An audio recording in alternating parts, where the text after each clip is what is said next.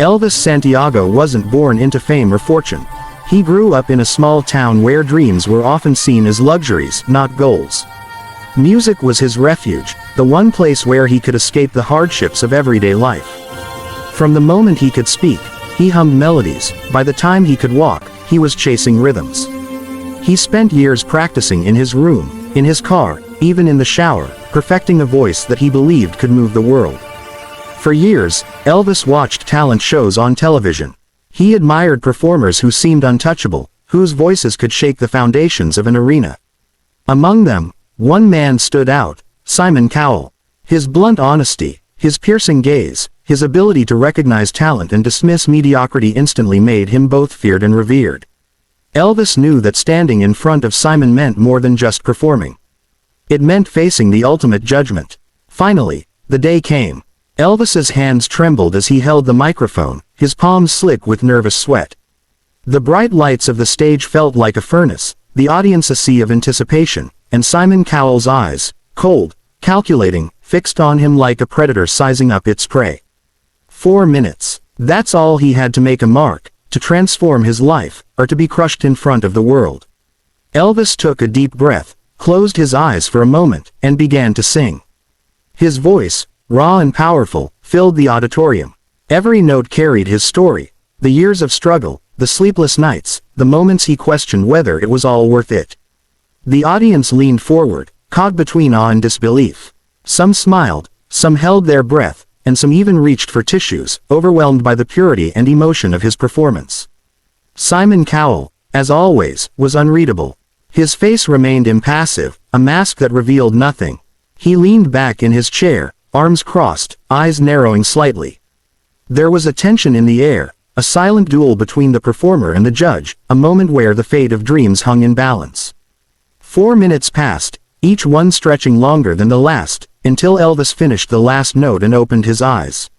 Silence. Absolute, deafening silence. Then Simon spoke. The words cut deeper than any critique Elvis had imagined.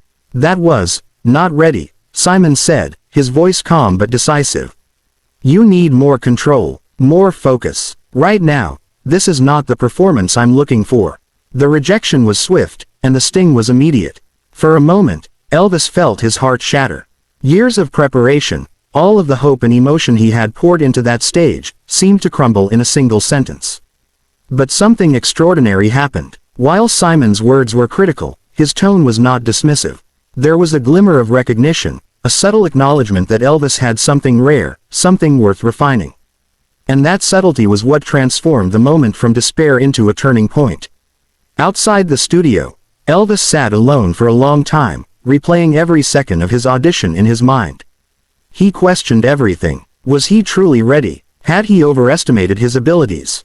Every fiber of his being screamed for him to give up, but deep down, he knew that giving up would mean betraying the very essence of who he was.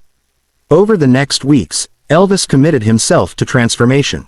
He practiced harder than ever before, studying every nuance of his voice, every gesture, every subtle emotion that could convey authenticity to an audience. He sought mentors, explored new techniques, and pushed his limits until the pain of growth became almost unbearable. But with each day, he discovered something remarkable. Rejection was not a wall, but a mirror. It reflected where he could improve, and it revealed the strength he had hidden within himself. Months later, Elvis returned to the stage. This time, the lights were just as bright, the audience just as expectant, and Simon Cowell just as intimidating. But something had changed. Elvis stood taller, his voice steadier, his presence commanding attention before a single note was sung. The same 4 minutes that had once been a crucible of anxiety became a showcase of mastery, passion, and resilience. As he sang, Simon's expression shifted subtly. The eyes that once seemed so cold now reflected astonishment. The corners of his mouth lifted slightly, betraying a rare smile. By the time Elvis hit the final note, the auditorium erupted. The crowd's cheers washed over him like a wave, a validation not just of his talent, but of his courage, his persistence, and his refusal to let rejection define him.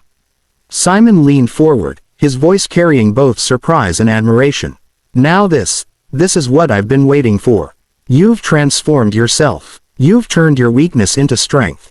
That was exceptional. The words, once a source of fear, had now become a recognition of triumph.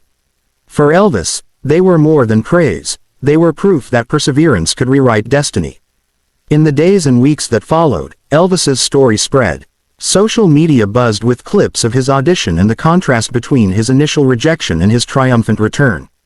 Interviews followed, offers came, and doors that had once seemed closed flung open.